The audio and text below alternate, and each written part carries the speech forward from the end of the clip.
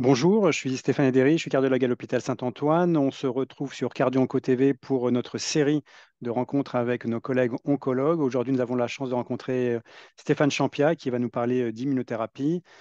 Stéphane travaille au DITEP, donc le département d'innovation thérapeutique, et donc très très en amont de la mise à disposition des traitements. Stéphane voit ces médicaments en développement et donc il va nous apporter son expérience et son expertise sur l'immunothérapie. L'idée étant de transmettre à nos collègues, cette fois-ci cardiologues, les bases, les indications essentielles, les principales toxicités des immunothérapies. Stéphane, un grand merci d'être là avec nous. Merci beaucoup, merci à tous. Donc bonjour, je vais vous parler de l'immunothérapie du cancer et vous expliquer un petit peu les bases du fonctionnement de ces immunothérapies et d'illustrer un peu les effets secondaires qu'on peut observer avec ces traitements qui sont actuellement utilisés en oncologie.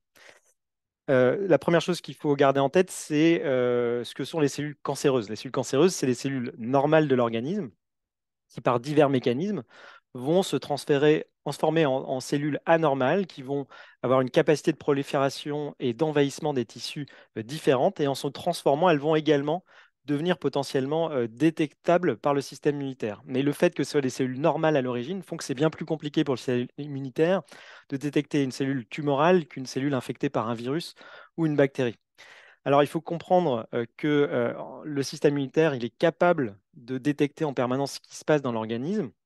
Et il y a un mécanisme, un phénomène qu'on a décrit qui s'appelait l'immunosurveillance. C'est le fait qu'en permanence, on produit des cellules cancéreuses ou potentiellement cancéreuses et qui vont être en permanence éliminées par notre système immunitaire. C'est la phase d'élimination. Il y a une deuxième étape qui est le fait qu'au bout d'un moment, il y a certaines cellules anormales qui vont établir une sorte d'équilibre entre le système immunitaire et la destruction. Et c'est ce qu'on appelle l'équilibre où le système immunitaire contrôle, empêche la prolifération des cellules tumorales et empêche l'émergence d'une tumeur cliniquement détectable.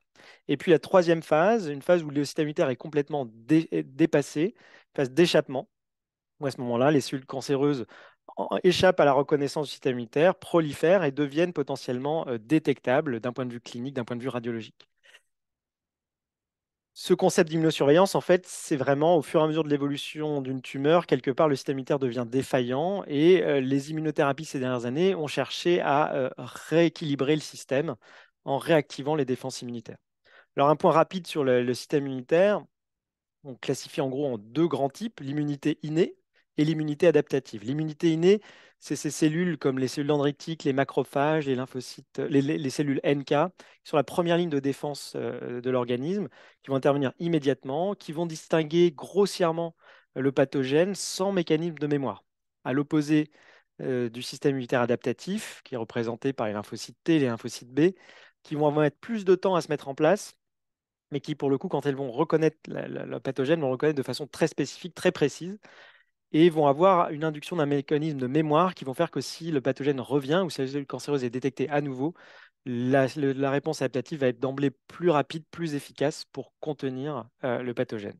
Et c'est vrai qu'aujourd'hui, les immunothérapies, on en attend en cancérologie, on attend ce phénomène de mémoire, un bénéfice prolongé, y compris après l'arrêt des traitements. Euh, L'arrivée des immunothérapies anticancéreuses depuis les années 2010 dans la pratique des oncologues ont fait qu'on a réintroduit le système immunitaire dans la lutte du cancer.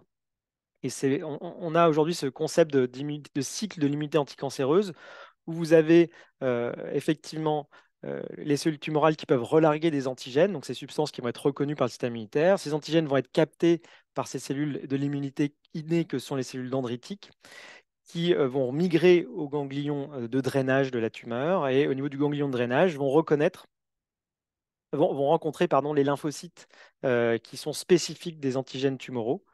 Et ces antigènes tumoraux vont donc activer ces lymphocytes T qui vont se multiplier, ils vont migrer au niveau du site tumoral et au niveau du site tumoral vont reconnaître la cellule tumorale pour la détruire et ainsi relancer ce cycle de l'immunité anticancéreuse.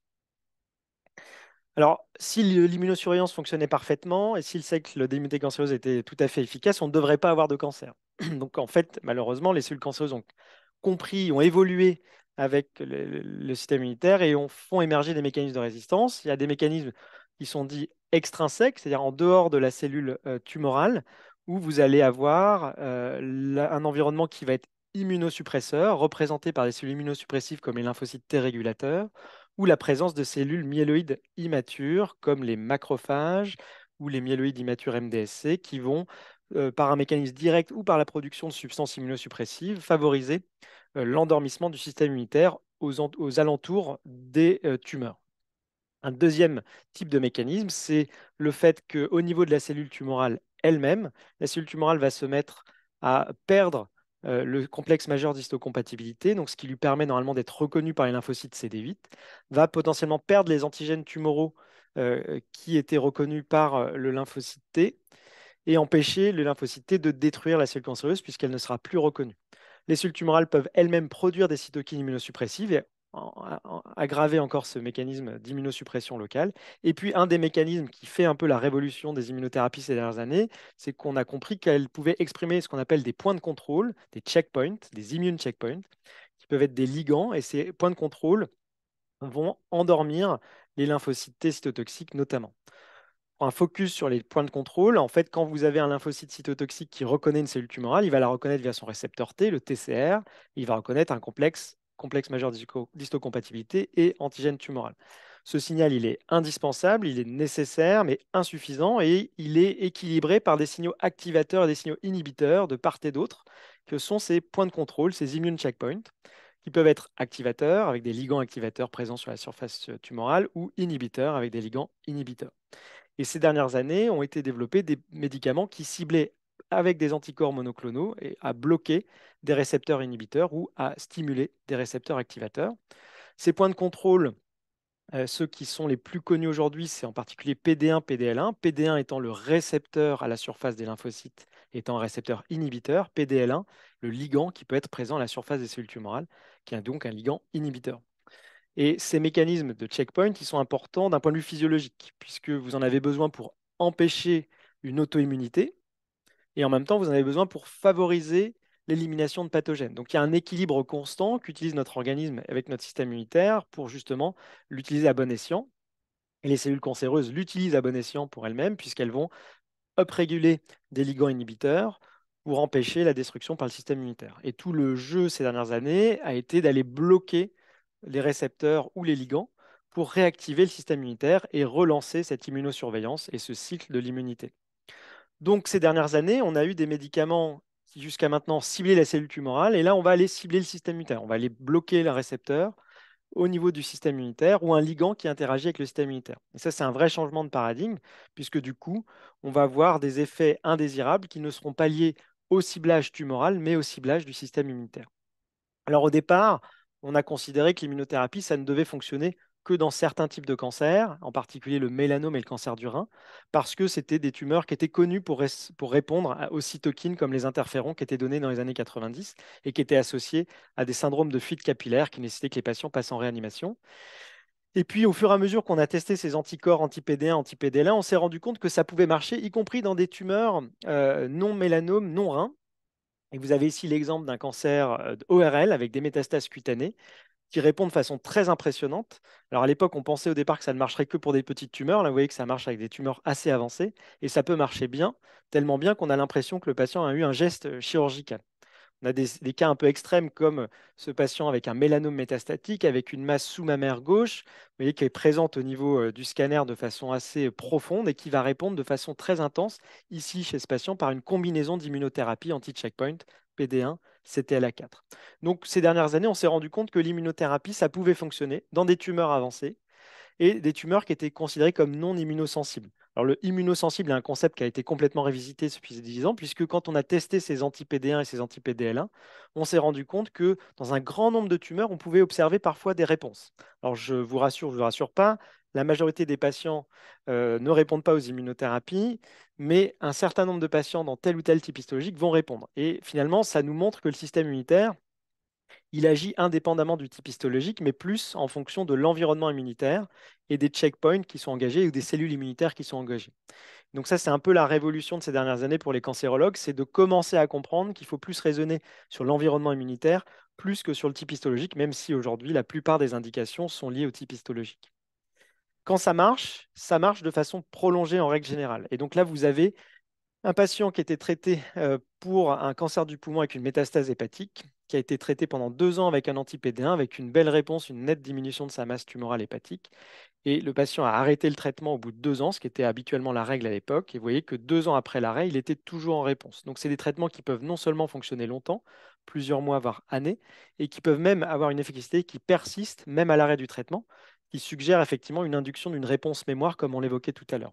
Et vous avez sur le graphe en haut, chaque ligne correspond à une taille tumorale par patient. Vous voyez qu'en gros, les lignes qui vont vers le bas, c'est des patients pour lesquels les tumeurs vont diminuer. Et vous voyez qu'effectivement, quand ça diminue, dans ces cas de cancer du poumon, ça diminue de façon prolongée ici, au-delà d'un an. Ça marche parfois de façon prolongée suffisamment bien pour que on ait une améliore de survie et qu'on améliore la survie des patients, la survie globale, et que on ait l'espoir de guérison pour des patients qui jusque-là étaient dans des situations métastatiques avancées. Alors, la tumeur pour laquelle on a le plus de recul, c'est les mélanomes métastatiques. Ici, vous avez des analyses de plusieurs études poolées en même temps pour regarder la survie globale. Et vous voyez qu'avec 4 injections d'un anti-CTLA4 qui s'appelle l'ipilimumab, qui est un autre checkpoint qui a été développé, vous avez environ 20% des gens qui vont rester en vie à 2 ans, à 3 ans, à 4 ans, à 5 ans, etc. Et donc probablement que ces patients-là, on les a guéris avec 4 perfusions d'immunothérapie chez des patients qui jusque-là étaient considérés comme au risque de décéder dans l'année qui suivait la prise en charge. Donc on est dans des situations où, avec ces mécanismes d'action prolongés, on peut espérer, et on a aujourd'hui des patients qui sont en rémission très prolongée pour lesquels certains d'entre eux vont être considérés comme en guérison. Alors malheureusement, ça ne marche pas chez tout le monde. L'immunothérapie en monothérapie, quand c'est utilisé seul, vous voyez ici qu'il y a des grands gagnants. Les lymphomes de Hodgkin, les cancers épithermoïdes cutanés ou les mélanomes ont tendance à avoir une activité au-delà de 40% des patients. Et puis, grosso modo, la plupart des tumeurs répondent autour de 10%. Et puis, il y a des types histologiques qui ne répondent pas du tout, notamment les cancers colorectaux sans instabilité microsatellitaire, les cancers du sein RH récepteurs hormonopositifs ne répondent pas particulièrement et les cancers de la prostate ne répondent pas particulièrement. Donc sur les patients, parmi les cancers les plus fréquents, malheureusement, l'immunothérapie seule, anti-PD1, anti-PDL1, ne fonctionne pas suffisamment et ça a été sur ces dernières années le challenge avec des associations de traitement. Donc la première chose qui a été faite, et qui est aujourd'hui utilisé en pratique courante, c'est des associations avec nos traitements habituels en cancérologie, des associations avec la chimiothérapie, des associations avec les antiangiogéniques, des associations avec la radiothérapie et des associations avec les autres checkpoints en développement, notamment l'anti-CTLA4. Ça, en pratique, ça veut quand même dire qu'en termes d'utilisation, on mélange des médicaments qui ont des effets secondaires différents et qui peuvent être à l'origine d'une complexité dans les diagnostics d'effets secondaires. Cela étant, ces médicaments ont une utilisation assez importante dans la pratique courante des oncologues. Là, vous voyez l'évolution dans le temps des mises sur le marché européennes, d'abord dans le mélanome, puis dans le poumon, le cancer du rein, etc., etc. Et vous voyez qu'on couvre un nombre de types histologiques très important en monothérapie ou en association aujourd'hui. Et les associations sont quand même assez importantes. Là, je vous montre juste les associations qui sont approuvées par la FDA. Mais grosso modo, c'est essentiellement des associations avec de la chimiothérapie, avec un autre checkpoint, les anti-CTLA4 en particulier, et puis des associations avec des anti-angiogéniques, soit des anticorps, soit des TKI, comme ça l'est dans le cancer du rein. Dernier élément d'évolution sur ces utilisations ces dernières années, c'est l'utilisation de ces immunothérapies de plus en plus tôt. Aujourd'hui, beaucoup de patients vont recevoir l'immunothérapie soit en monothérapie, soit en association dès la première ligne d'un cancer métastatique. Donc, c'est des patients pour lesquels on est dans la première ligne de traitement, pour lesquels l'effort est maximal et l'espoir d'avoir des stabilisations prolongées ou des réponses prolongées est réel. Vous voyez qu'actuellement, ces immunothérapies sont utilisées dans les situations adjuvantes, c'est-à-dire après la chirurgie, pour limiter le risque de rechute, voire même en néoadjuvant avant la chirurgie. Donc, on a aujourd'hui des patients avec des maladies qui sont parfois jusqu'avec un risque de rechute et non pas métastatique, qui vont être exposés à l'immunothérapie et donc potentiellement à des effets secondaires de l'immunothérapie. Alors, quels sont les effets secondaires qui sont observés avec ces anti-checkpoints? Je l'évoquais tout à l'heure, ces anti-checkpoints, ils ont un rôle essentiel dans la physiopathologie pour éviter l'auto-immunité. Et donc, forcément, si vous allez bloquer cette voie PD1, PDL1, vous n'allez pas uniquement bloquer la voie qui est utilisée par le cancer. Ça peut être d'autres mécanismes de tolérance qu'utilise tel ou tel organe pour éviter un emballement du système immunitaire. Dans la très grande majorité des cas, les patients ne font pas d'effets secondaires majeurs, mais ils peuvent, en théorie, et c'est ce qui est observé avec ces immunothérapies, faire des effets secondaires plus rares, mais qui peuvent toucher n'importe quel organe de l'organisme. Et ça a été pour les oncologues un peu une nouveauté parce que c'est des effets secondaires qu'on avait moins l'habitude de voir. On a l'habitude de voir les nausées, les vomissements, la chimiothérapie avec et la baisse des globules et la perte des cheveux. Là, en l'occurrence, c'est beaucoup moins fréquent. Et puis quand c'est une baisse des globules, ben, c'est une baisse des globules qui est liée à l'auto-immunité. Donc, c'est pas forcément le même traitement. Donc, vous voyez qu'en gros, ces mécanismes de toxicité, ils couvrent l'ensemble de l'organisme. Les physiopathologies de ces effets secondaires, ils ont été plus ou moins explorés. En tout cas, on voit qu'il y a à la fois une participation des lymphocytes T cytotoxiques directes, notamment dans les toxicités comme les toxicités cardiaques, avec la myocardite, en tout cas pour certains d'entre eux, l'implication de mécanismes dépendants des anticorps, ce qui a été observé dans les dysthyroïdies, des patients qui vont développer des hyper et surtout des hypothyroïdies, des mécanismes liés à la production de cytokines par les réactivations des cellules immunitaires, ce qui a été plutôt décrit dans les pathologies type inflammation du tube digestif, les colites, et puis parfois même des mécanismes directs de toxicité. C'est le cas avec les anticorps anti-CTLA4, qui sont donc un checkpoint, un récepteur inhibiteur. Bah, le CTLA4 est également présent au niveau de la glande pituitaire, au niveau de l'antéhypophyse, et va être à l'origine d'une toxicité directe et de troubles endocrinologiques de type insuffisance antéhypophysaire.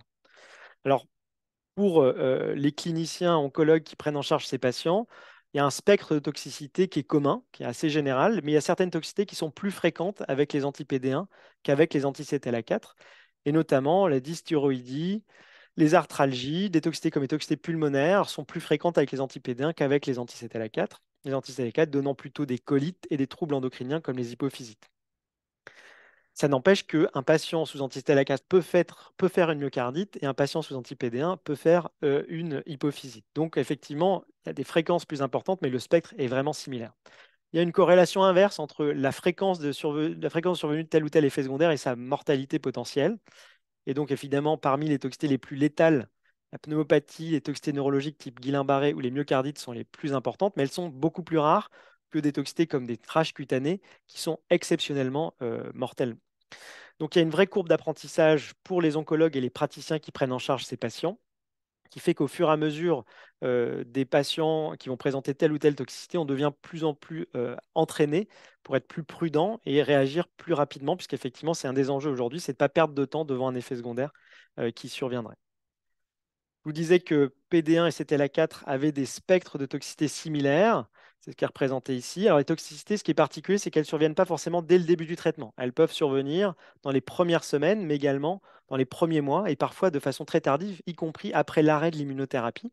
Donc, on doit rester vigilant. Tout patient qui a reçu de l'immunothérapie doit être considéré comme à risque de développer un effet secondaire immunitaire, sachant que quand même la majorité ont lieu pendant le traitement et c'est exceptionnel que ce soit au décours du traitement. Et puis quand vous combinez ces traitements, alors quand vous combinez deux immunothérapies entre elles, vous avez un risque d'augmenter la fréquence des effets secondaires et augmenter la survenue précoce de ces effets secondaires. Donc c'est quelque chose où on est beaucoup plus vigilant chez un patient qui reçoit une combinaison d'immunothérapie. La précocité de ces effets secondaires graves fait qu'on est plus vigilant sur les premières semaines.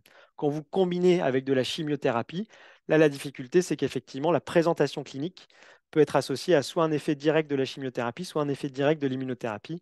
Le cas typique étant la diarrhée sous une combinaison chimio-immunothérapie où on est quand même en difficulté et on doit raisonner à ce moment-là en termes de probabilité et de sévérité pour adresser la prise en charge de ces patients.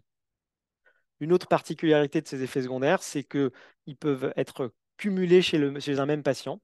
Et donc, un patient qui va faire une myocardite peut également faire une myosite et faire en parallèle également une dysthyroïdie. Et donc, on doit être très prudent chez un patient qui fait un effet secondaire de s'assurer qu'il n'a pas d'autres effets secondaires associés, sachant qu'également, quand on fait un effet secondaire lié à l'immunothérapie, on est plus à risque de développer d'autres effets secondaires dans le temps. Donc, c'est des patients qui peuvent cumuler des toxicités. Donc, prudence quand on les prend en charge, d'avoir l'esprit ouvert sur les autres organes qui peuvent défaillir en rapport avec un effet secondaire de l'immunothérapie. Grosso modo, les patients qui sont exposés à l'immunothérapie, dans leur grande majorité des cas, ont des effets secondaires peu sévères. Et c'est essentiellement de la fatigue chez un patient sur 5. Dans ces cas-là, on est très vigilant sur les problèmes de thyroïde. On vérifie de façon systématique la TSH, T3, T4, en règle générale, toutes les 2 cures. Le rash cutané qui est rarement sévère, mais qui épargne le visage, mais qui peut toucher surtout les membres et le tronc, qui peut nécessiter la mise sous dermocorticoïdes. Des troubles digestifs à type de diarrhée qui sont rarement des réelles colites, mais qui peuvent nécessiter parfois la mise sous corticoïdes oraux. Et des toxicités qui atteignent des organes comme le foie ou les pneumopathies, qui peuvent à ce moment-là nécessiter l'interruption des traitements et la mise sous corticoïdes. Lorsqu'on se concentre sur les effets secondaires qui sont plus à risque de donner des décès et qui sont parmi les plus fréquentes, bah, aujourd'hui, sous anti-PD1, PDL1, c'est avant tout les colites avec le risque de perforation, les pneumopathies et les hépatites qui sont les toxicités les plus fréquentes à risque de dégénérer en toxicité sévère. Et en réalité, d'autres toxicités beaucoup moins fréquentes peuvent survenir à risque de décès, donc on doit rester vigilant tout au long du traitement, et y compris si le patient présente des choses un peu bizarres après l'arrêt de l'immunothérapie. Les grands principes de prise en charge de ces effets secondaires, on les avait publiés en fin 2015, début 2016 dans une revue oncologique qui s'appelle Annals of Oncology. Et en fait, on avait mis en place des principes de prise en charge du risque qui sont assez généraux. Prévenir, c'est-à-dire être au courant que les patients peuvent développer ce type d'effets secondaires. Et donc, en tant que soignant, l'ensemble de l'équipe soignante doit être au courant. Anticiper, c'est-à-dire de connaître d'où part le patient et donc de connaître chez un patient, par exemple, qui a des antécédents cardiaques, bah, d'où on part, d'avoir une évaluation cardiaque en amont avant de se lancer sous immunothérapie. Chez un patient qui serait BPCO, idem, etc. Et de considérer que c'est sa référence. L'exemple que j'ai en tête dans ces cas-là, c'est plutôt la baisse d'hémoglobine qui va être en rapport avec une anémie hémolytique auto-immune. Si on ne sait pas d'où part le patient à la base en taux d'hémoglobine, on aura du mal à savoir s'il est en train de développer ou non son effet secondaire. De bien connaître l'état avant de débuter l'immunothérapie est important. En cas de suspicion d'effet secondaire, bah, de toujours comparer par rapport à l'état de référence. La plupart des temps, c'est souvent des patients qui présentent une progression tumorale, mais il faut toujours avoir en tête une toxicité liée à l'immunothérapie et à ce moment-là, mettre en place les examens nécessaires pour formaliser le diagnostic et débuter un traitement adapté. Le premier traitement, c'est d'abord de suspendre l'immunothérapie, de ne pas injecter le patient si on a un doute. Pour un oncologue, c'est de prendre un avis spécialisé lorsqu'il est en difficulté pour le prise en charge diagnostique ou thérapeutique. Et finalement, la base des traitements qui ont été utilisés ces dernières années, la plupart du temps, c'est les corticoïdes, corticothérapies, qui vont être à des doses qui vont être différentes en fonction du type de toxicité, voire l'utilisation d'autres immunosuppresseurs pour des formes plus sévères qui peuvent être utilisés d'emblée ou secondairement en cas de corticorésistant. Si le patient est traité, s'assurer que le patient va récupérer de cette toxicité. Il peut parfois présenter une corticodépendance et parfois des complications liées à l'immunosuppression qu'on a mis en place. Donc, on doit être vigilant également sur les infections opportunistes chez ces malades. Et bien sûr, être vigilant que le patient ne va pas refaire un effet secondaire d'autres types qui pourraient survenir de façon concomitante ou séquentielle chez ces patients. Donc, pour l'oncologue, il a été nécessaire ces dernières années de s'entourer d'une dream team de spécialistes d'organes pour l'aider dans la prise en charge de ces patients, surtout sur les toxicités parfois compliquées à diagnostiquer ou difficiles à prendre en charge. Et c'est vraiment un gagnant-gagnant, c'est-à-dire que l'oncologue va se former grâce aux spécialistes d'organes. Le spécialiste d'organes va gagner en expérience, puisque c'est souvent des effets secondaires assez rares. Et à la fin, le patient est mieux soigné et on pourra éventuellement mettre en place des stratégies thérapeutiques innovantes pour la prise en charge de ces patients. En France, il y a une société française d'immunothérapie du cancer où les oncologues comme non-oncologues, spécialistes d'organes, sont les bienvenus de participer à cette société savante et de devenir membre. Je crois que c'est gratuit pour l'instant, en l'occurrence. Et on a fait un effort pour identifier les réseaux, les RCP qui ont été mis en place sur le territoire pour prise en charge de ces effets secondaires liés à l'immunité, avec les coordonnées des spécialistes qui sont impliqués en première ligne. Bien sûr, si vous avez un intérêt à participer à cette activité, on sera ravis de vous accueillir au sein de la FITC. Par rapport aux guidelines de prise en charge de principes très généraux, ça c'est ceux que je mentionnais tout à l'heure qu'on avait publiés fin 2015, début 2016. Il y a une version française aussi dans une revue qui s'appelle la Revue du praticien, qui a été publiée en 2019, qui donne un peu les grands principes de prise en charge qu'on n'a pas forcément développés aujourd'hui. Il y a des recommandations internationales des sociétés savantes, des oncologues médicaux qui sont disponibles au niveau européen avec l'ESMO et au niveau international avec l'ASCO, qui est l'association américaine d'oncologues cliniques, qui sont assez poussées sur les différents effets secondaires. Et puis, bien sûr, il y a des références qui sont publiées par les sociétés savantes et qui se mettent en place petit à petit.